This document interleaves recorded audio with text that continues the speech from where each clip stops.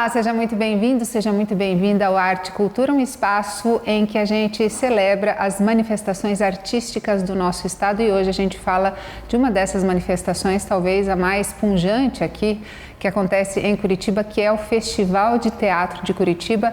E para isso a gente tem o prazer de conversar com o Leandro Knopfes.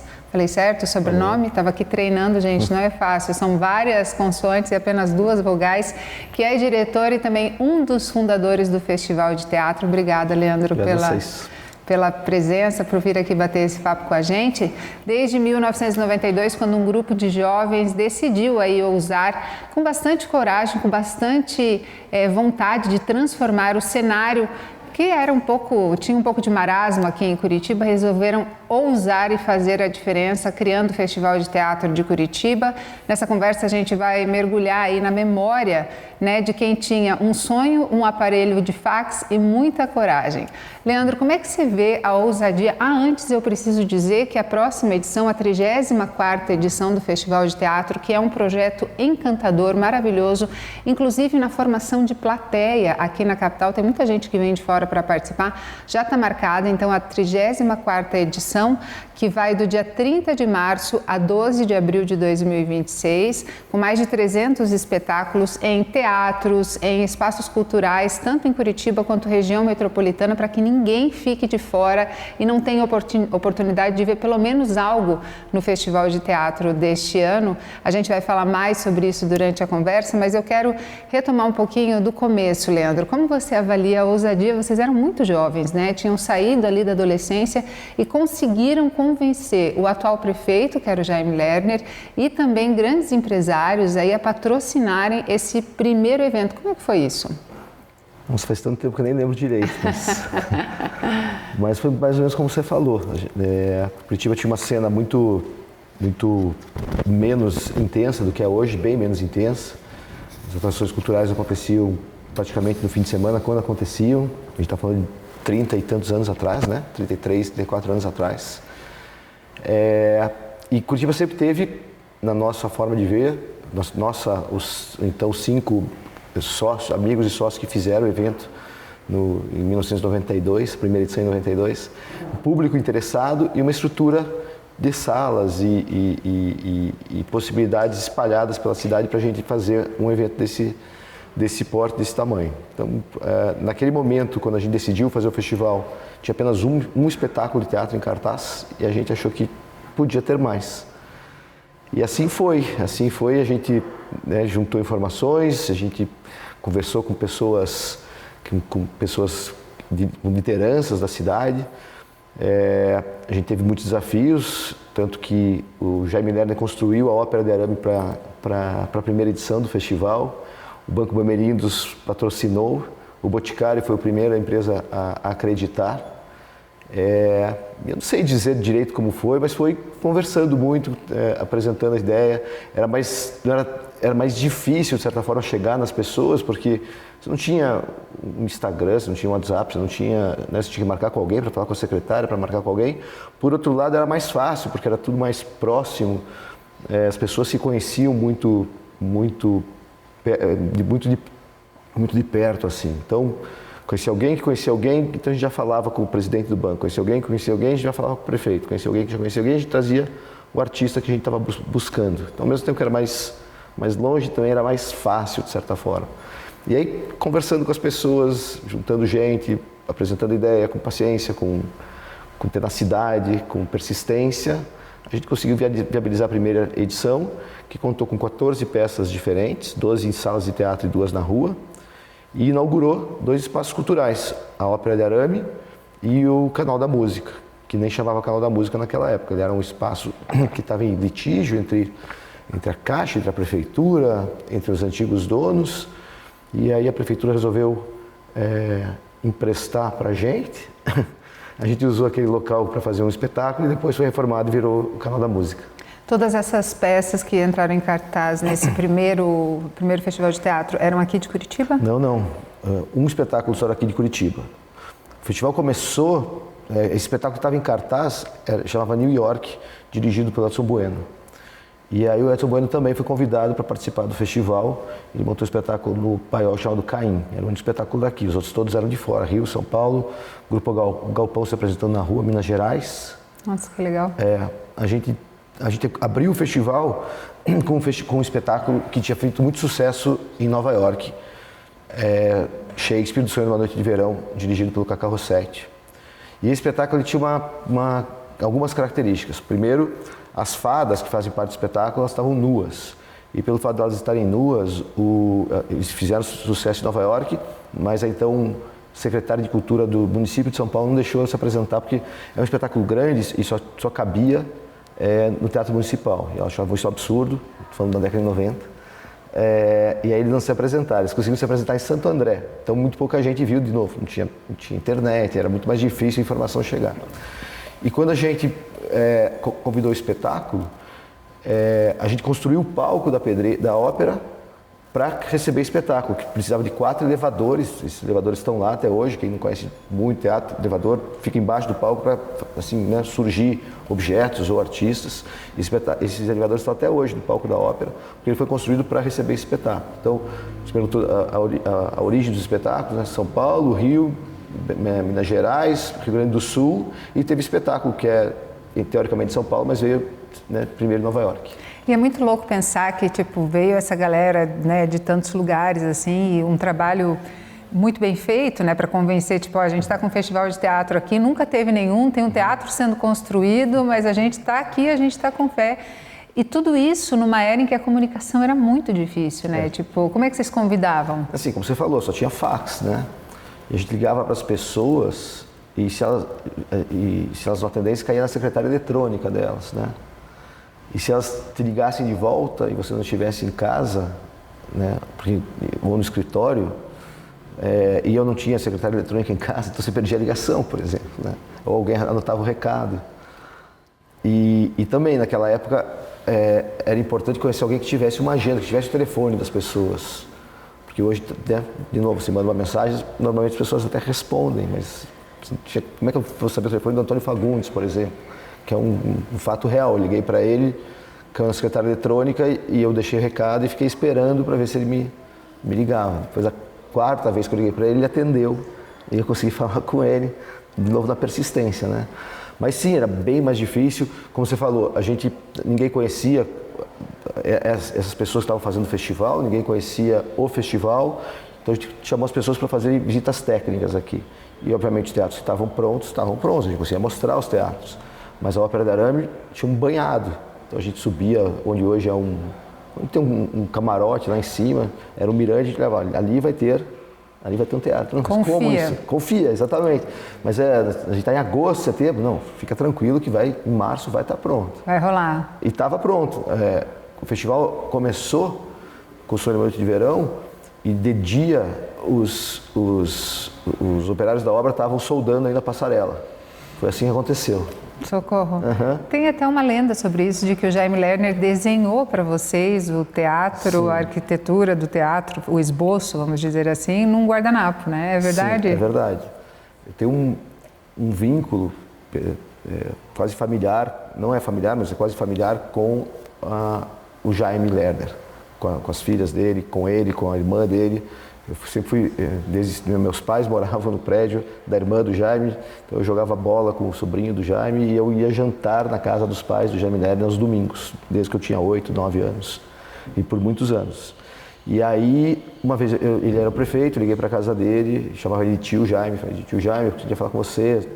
Diga, você quer vir aqui? Não, mas é um assunto profissional. Ele falou, então tá, então vai na prefeitura. E ele recebia as pessoas como se fosse partidas simultâneas de xadrez. As pessoas ficavam sentadas numa mesa, numa sala parecida com essa, assim, lá no salão de atos da prefeitura, e ele ia com pessoas que iam anotando as suas demandas. Então ele sentava, fazia, ok, resolvido, próxima reunião, e assim ia, né? E aí ele sentou na nossa mesa, e a gente explicou para ele que a gente já tinha o patrocínio do Bamerindos, a gente já tinha os espetáculos, faltava um teatro, porque o Teatro Guaíra não ia poder receber o festival. E ele pegou e desenhou no guardanapo, sabe lá o Parque das Pedreiras? Eu falei, não sei. É lá no Pilarzinho? Não sei. Então lá tem uma pedreira grande que a gente inaugurou e tem uma menor. Nessa menor, a ideia é fazer uma réplica da Ópera de Paris, só que em em metal. Então, eu ia deixar esse projeto para o meu sucessor, daí ele desenhou. Eu ia deixar esse projeto para o meu sucessor, mas já que vocês vão fazer esse festival de teatro, eu vou fazer agora. E daí a gente pegou o guardanapo, ele desenhou. E quando ele inaugurou, ele encerrou a placa, me deu o pano verde e me deu um abraço, um beijo e falou, esse teatro eu fiz para você. Que delícia, que coisa linda. Muito legal. Eu imagino que deva ter sido uma sensação muito boa, mas também uma super responsabilidade, né? Porque agora... tinha 18 anos, né? 18 anos? 18 anos. Nossa. E de onde vem a tua ligação com o teatro? Acho que eu venho de uma casa de artes, assim, minha casa sempre se incentivou muito, ir ao cinema, ao museu, ao teatro, ler muito, todas as linguagens, manifestações. Meu pai é engenheiro, minha mãe é professora, minha mãe foi atriz, mas eu nem peguei ela atuando, né? Ela deixou de atuar antes de eu nascer. Mas é uma casa sempre muito, que incentivou muito, como eu estou fazendo com meu filho também. Então tem essa veia aí.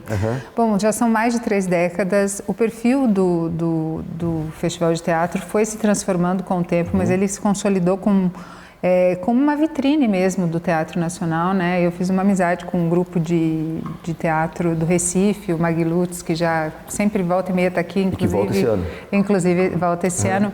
Porque eu tinha um podcast e eles fizeram uma peça com base nos textos que eu escrevi e a gente firmou uma amizade, inclusive um dos atores participou do Agente Secreto, está indo, né, para o Oscar, para concorrer, enfim, uma ligação muito legal. Ou seja, é muito importante você ver para as companhias do Brasil inteiro que elas mostrem o trabalho aqui em Curitiba, né? Como você vê a importância da curadoria hoje que é feita sobre essas peças? Porque hoje eu imagino que as pessoas devam querer pedir, enfim, deve ter muita gente querendo se apresentar aqui. Como é que é esse trabalho minucioso que é feito hoje para trazer essa curadoria? Então, vou fazer uma resposta um pouco mais longa para chegar na tua pergunta. Então, o festival, nessas 3 décadas e quase meia, ele foi se adaptando ao contexto. Eu acho que essa é a nossa grande característica, né? É Darwin, assim, quem sobrevive é aquele que melhor se adapta. A gente sempre buscou essa adaptação. Então, no primeiro momento, a gente estava lançando um festival, no momento que não tinha grana para a cultura, a gente estava lançando um teatro, 2 teatros novos, num centro bem deslocado de onde aconteciam as coisas, São Paulo e Rio, um monte de dificuldade de logística, né? Assim, São Paulo tinha uma pista única para ir para Curitiba, então trazer cenário, imagina, com um caminhão, demorava, não tinha voo como tem agora, a comunicação, como a gente falou, não era imediata, super difícil, então isso aconteceu. Logo a gente percebeu que o festival, por acontecer em março, ele acontecia em março pelo aniversário da cidade, foi por isso que nem imaginou que podia ser o lançamento da temporada, mas na década de 90 ele virou o lançamento da temporada nacional de espetáculos.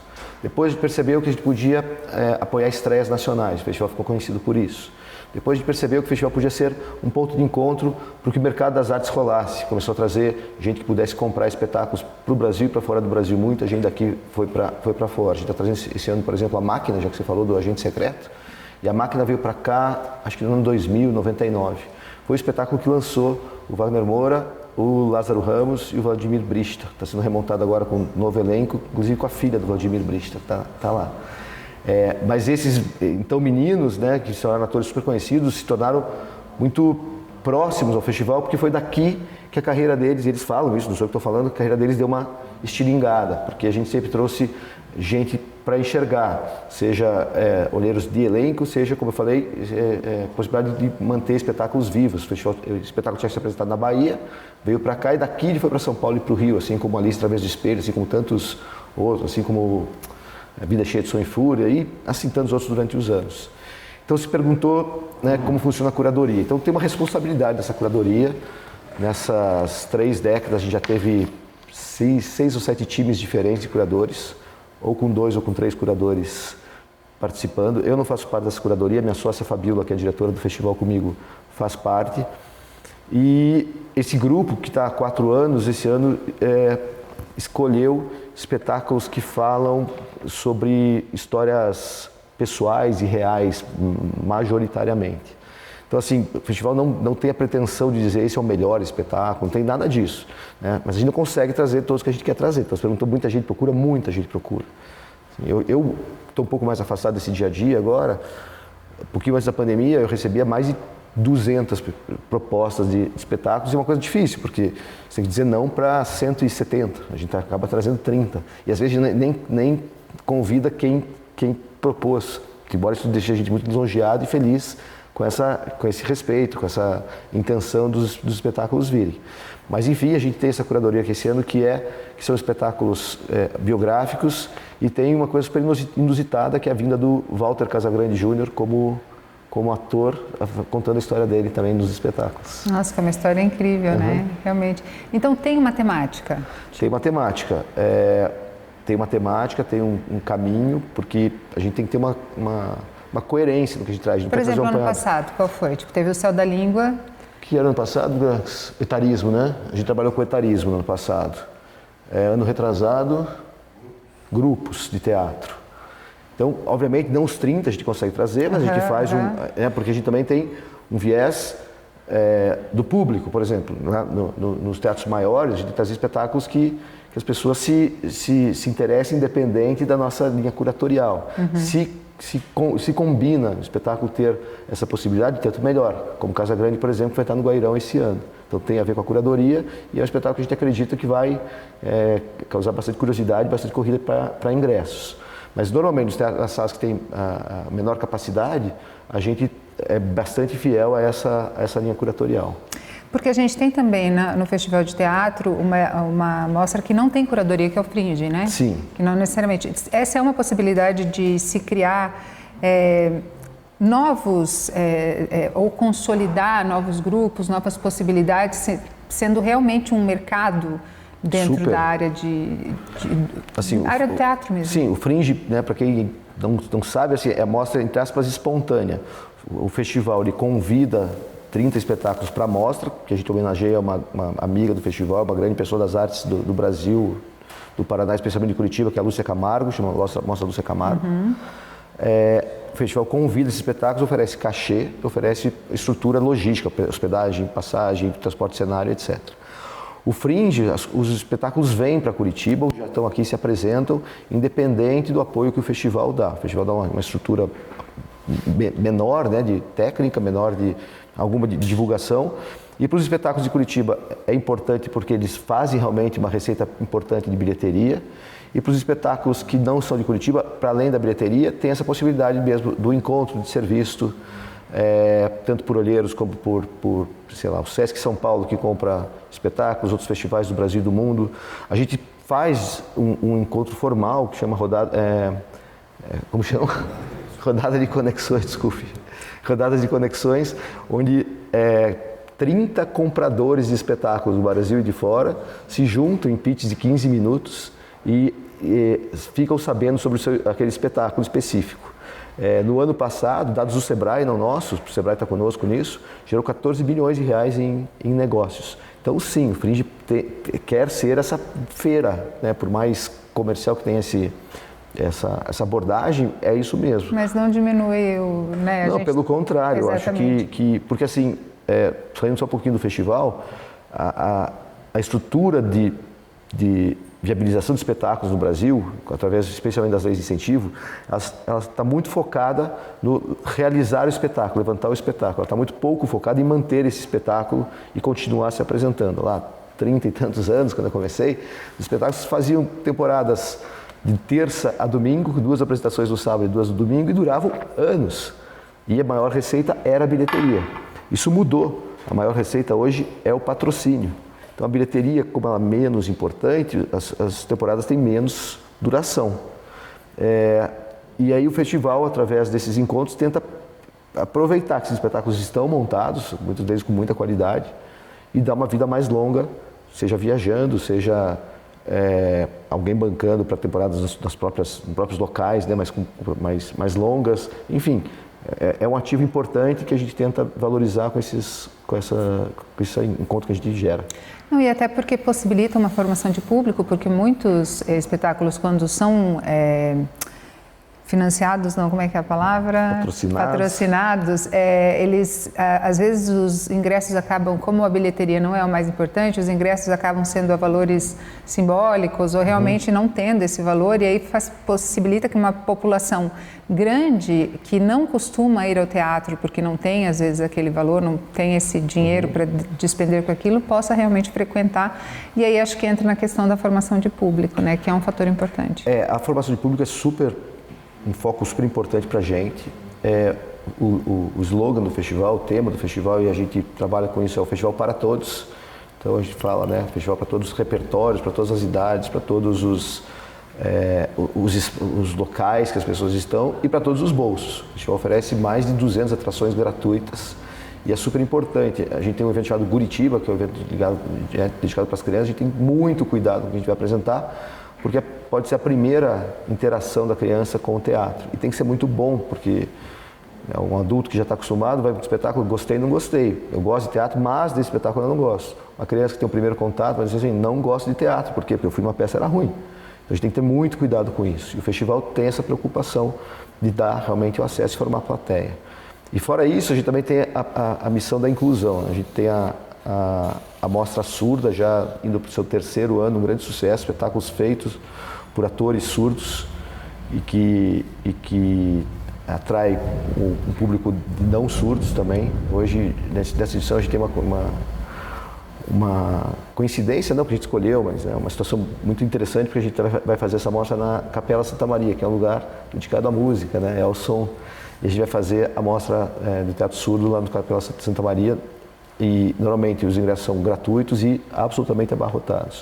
O festival conta também com profissionais que portam o transtorno do espectro autista, síndrome de Down, cegos, enfim, a gente tenta trabalhar essa inclusão, trazendo gente tanto para se apresentar como para trabalhar em outras áreas, aproveitando toda a potencialidade de todos os profissionais. É muito trabalho? É bastante trabalho, porque é gente o tempo inteiro, né? Então, em outras áreas, por exemplo, sem diminuir ninguém, pelo amor de Deus, mas um festival de cinema, até vem o elenco, mas basicamente vem, você baixa o filme, né? Antes vinha lá, você baixa o filme.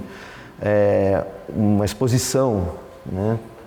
Vem tudo bem, às vezes os artistas, mas você, né, tá com as obras. Aqui não, aqui a gente precisa de gente para se apresentar. E, por exemplo, um monólogo, um ator no palco, mas tem uma pessoa fazendo, né, camareira atrás, tem um contra-regra, tem um operador de som, tem um operador de luz, se tiver projeção, tem um operador de vídeo, tem um diretor que vem junto. Então, para o monólogo são 6, 7 pessoas, para o musical, que tem 40 pessoas no palco, são 70 pessoas vindo. E as pessoas têm fome, as pessoas têm dores, as pessoas têm humores, né? Então, esse lidar com gente, e isso só falando de quem se apresenta. Mas a gente também tem um público, que é um público exigente, a gente tem uma lida com patrocinadores, que são pessoas exigentes, a gente lida com pessoas da comunicação que, né, ainda bem, levam a mensagem do festival, mas com que a gente também precisa se relacionar constantemente. Então, lidar com gente é uma situação delicada. A gente faz isso há 34 anos e a gente acho que pegou um jeito, mas exige energia, exige atenção, exige foco. E isso dá trabalho. Tem histórias de bastidores que separaram aqui para a gente comentar. Uma com a Fernanda Montenegro, que teve um problema sério antes de entrar no palco. Você lembra dessa história? Ah, eu lembro. Você lembra, Max? Não lembra? A gente fez a abertura, né? Ela está com 94 agora. Não, ela está com 1000 anos e diz que come uma feijoada antes de ir para o palco. Assim, que a mulher é incrível. Então, ela devia ter 89 anos, assim, e há 5, 6 anos isso. E o espetáculo de abertura era com ela. A gente faz uma cerimônia sempre, né, para bastante gente. Normalmente são 3.000, 3.500 pessoas que estão convidadas para esse evento de abertura. A gente não tem nem sala de teatro para isso. A gente faz uma apresentação de teatro e depois reúne essas pessoas em algum lugar, que cada vez mais difícil de achar um lugar que receba tanta gente ao mesmo tempo. Então o Teatro Guaíra lotado e autoridades lá, o governador não estava, mas estava o secretário de Cultura, enfim, o pessoal do Ministério da Cultura, a gente faz o discurso. Então, e agora com vocês, Fernanda Montenegro, né? Uau! E aí ela não apareceu, e não apareceu, e não apareceu, e eu estava com o pessoal dos patrocínios lá atrás. Daí que você vai fazer? Eu falei, eu não posso fazer mais nada. Se a mulher chegar, ela chegou, se ela não chegar, eu não posso fazer.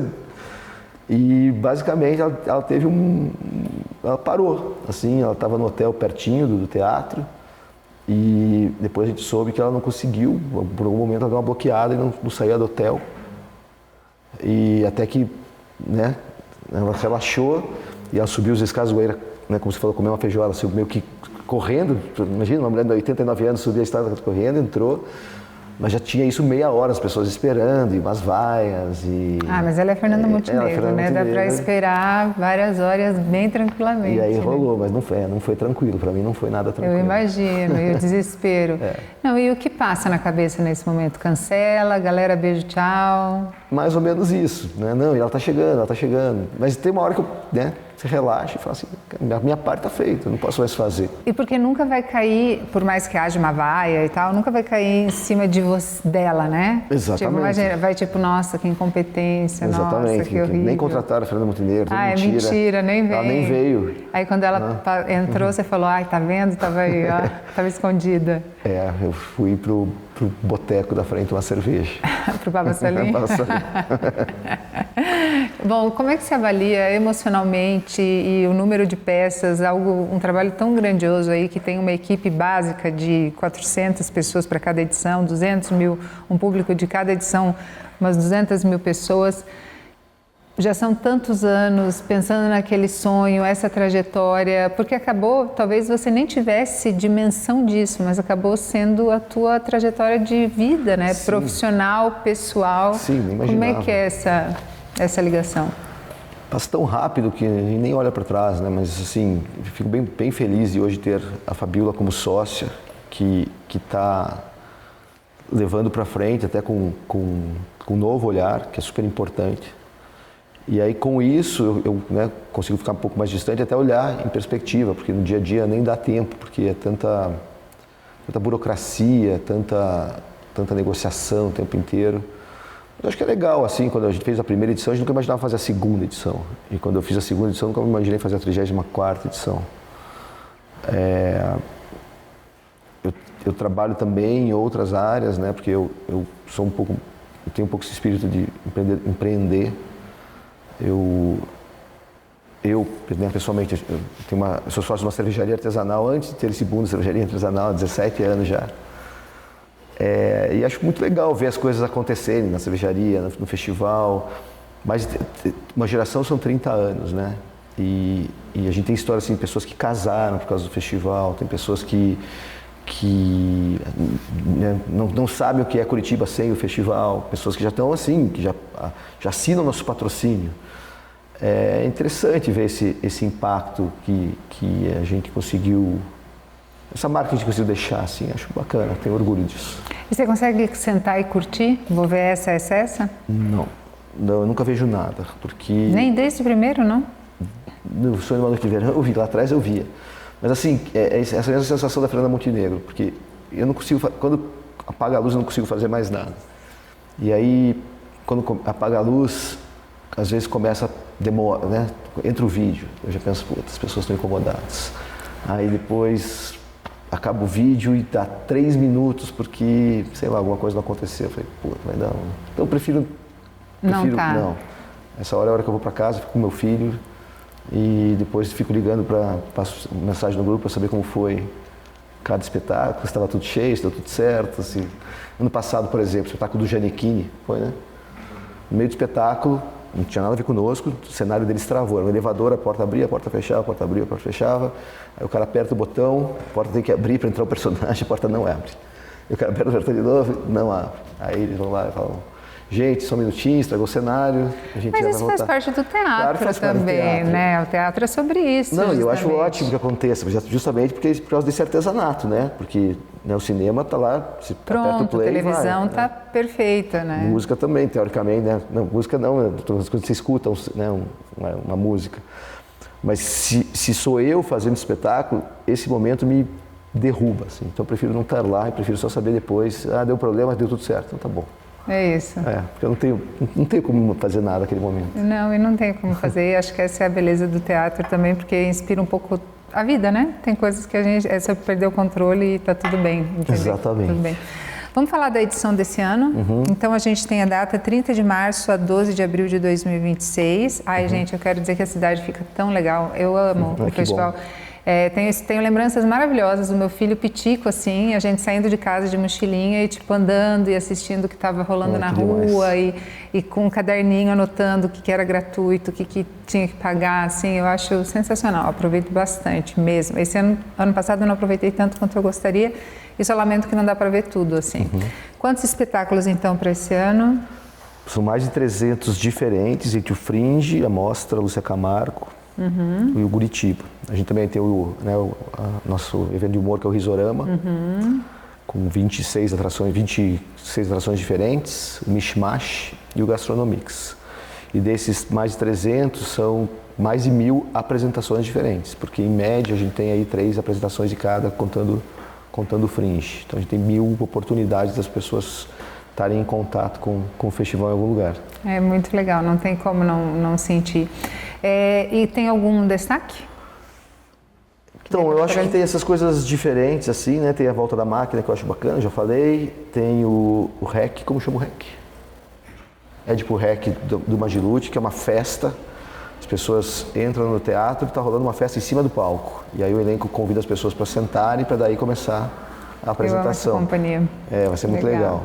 Tem o Casa Grande, tem o Grupo Corpo se apresentando, que costuma vir para o festival. Muito legal também. Tem o Grupo Galpão, que meus amigos, eu não assisti, meus amigos que assistiram falaram que é espetacular.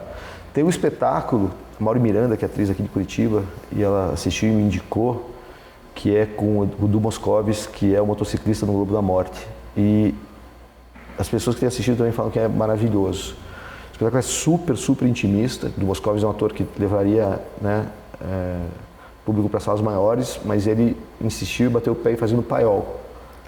Nossa, que legal. Então são 4 sessões, com previsão de abrir mais 2, de acordo com as vendas. Ele está disposto a fazer 3 por dia.